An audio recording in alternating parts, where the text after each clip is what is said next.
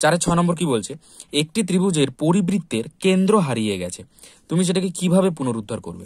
ত্রিভুজ আছে যার 3টে শীর্ষবিন্দুর ওপর দিয়ে একটা বৃত্ত গেছে, এটা কি বলা হয়, এই ত্রিভুজটার পরিবৃত্ত। এবার এই পরিবৃত্তের কেন্দ্রটা হারিয়ে গেছে, মানে কেন্দ্রটা নিশ্চয়ই বোঝাই যাচ্ছে যে এরকম জায়গায় কোনো একটা জায়গা হবে, কিন্তু সেটা এক্স্যাক্টলি কোথায় হবে সেটা হারিয়ে গেছে, কিভাবে বের করব।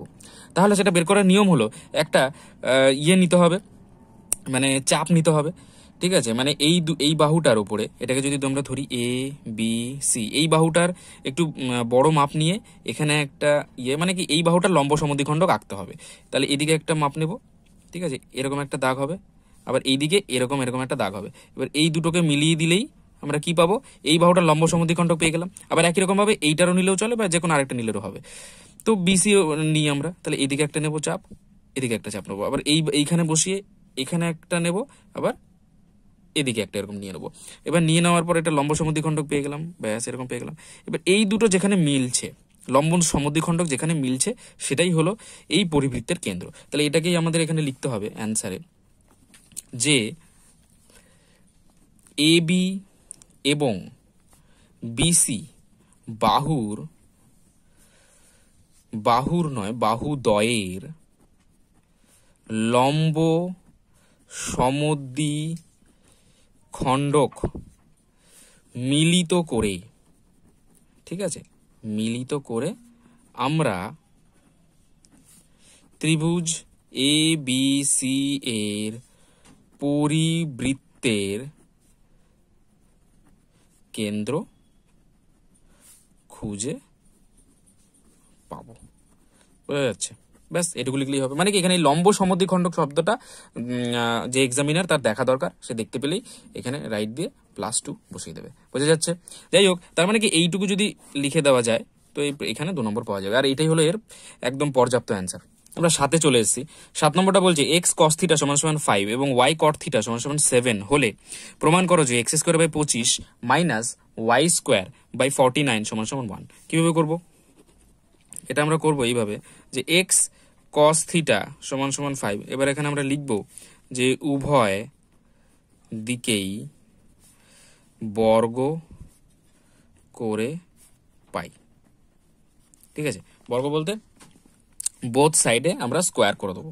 ঠিক আছে, তো উভয় দিকে বর্গ যদি আমরা করে দিই তাহলে এখানে হবে x² cos² θ = 25, তাই না? স্কোয়ার করে দিয়েছি, তাহলে x² cos² θ = 25। এবার এখানে আমরা x² আর 25টাকে বাদিকে নিয়ে চলে আসবো, তাহলে নিচে চলে আসবে কারণ গুণ আছে। আর এই cos² θ x² এর সাথে গুণ আছে, ডান দিকে চলে গেলে নিচে চলে যাবে, মানে আর উপরে কে পড়ে থাকবে 1 পড়ে থাকবে, আর নিচে কে পড়ে থাকবে cos² θ। আর 1/cos² θ কে আমরা কি লিখতে পারি, sec² θ লিখতে পারি। ব্যাস, তাহলে x² / 25 = sec² θ পেলাম।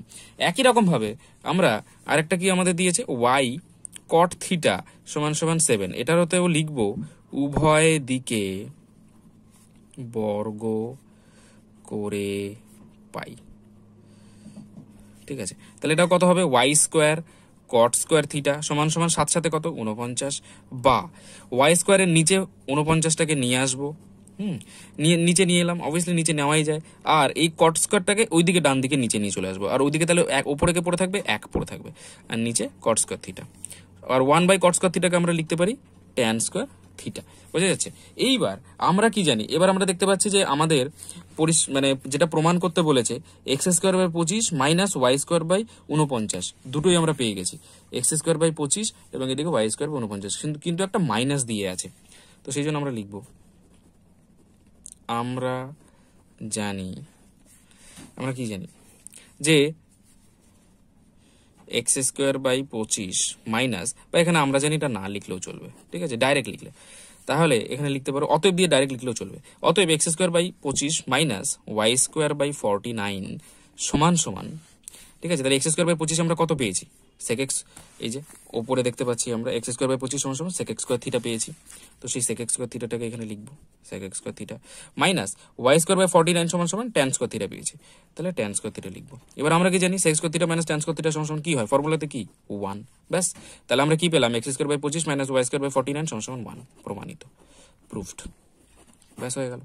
আমরা 8 নম্বর প্রশ্নে চলে এসেছি। কি বলছে, একটি ত্রিভুজের 3টি কোণের অনুপাত 2:3:4 হলে ত্রিভুজটির ক্ষুদ্রতম কোণের বৃত্তীয় মান নির্ণয় করো।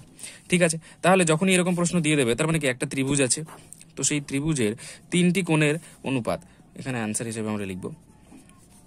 অতএব ধরি কোণগুলি যথাক্রমে কত কত 2x, 3x, 4x। ঠিক আছে, ধরি এটা 2x, এইটা 3x এবং এইটা 4x।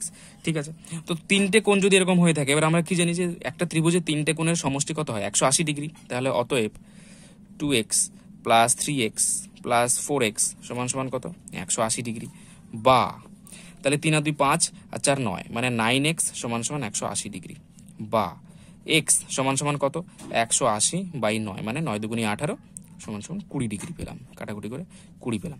তাহলে x সমান সমান 20 ডিগ্রি পেলাম। x যদি 20 ডিগ্রি হয়, আমাদের বের করতে বলেছে ত্রিভুজটির ক্ষুদ্রতম কোণের বৃত্তীয় মান।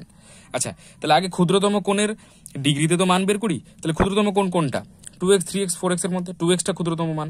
তাহলে 2x যদি ক্ষুদ্রতম মান হয়ে থাকে, তাহলে এখানে আমরা লিখব অতএব ক্ষুদ্রতম কোণটি হলো কত 2x, আর 2x মানে 2 ইন্টু 20, কারণ x এর মান কত পেয়েছি আমরা 20 পেয়েছি, তাহলে 2 ইন্টু 20 বলতে 40 ডিগ্রি। তার মানে ক্ষুদ্রতম যে কোণটা তার মান হচ্ছে 40 ডিগ্রি। এবার এইটাকে খালি বৃত্তীয় মানে নিয়ে যেতে হবে। তো আমরা পেয়েছিলাম কত 40 ডিগ্রি। তো 40 ডিগ্রি মানে 2x সমান সমান আমরা 40 ডিগ্রি পেয়েছিলাম, যেটা ক্ষুদ্রতম মান। এবার এটাকে বৃত্তীয় যে কোনো কোণ ডিগ্রিতে থাকলে বৃত্তীয় মান নিতে গেলে তাকে π/180 দিয়ে গুণ করে দিতে হয়, তাহলে ডিগ্রিটা থাকে না, টোটাল রেডিয়ানে চলে আসে, মানে বৃত্তীয় মানে চলে আসে। 0 0 কেটে গেল, 2 দিয়ে 2 আর 2 দিয়ে 9, তাহলে কত পেলাম 2π/9 রেডিয়ান। এটাই মানে বৃত্তীয় মান। ব্যাস, এটাই হলো আমাদের অ্যান্সার 8 নম্বরের।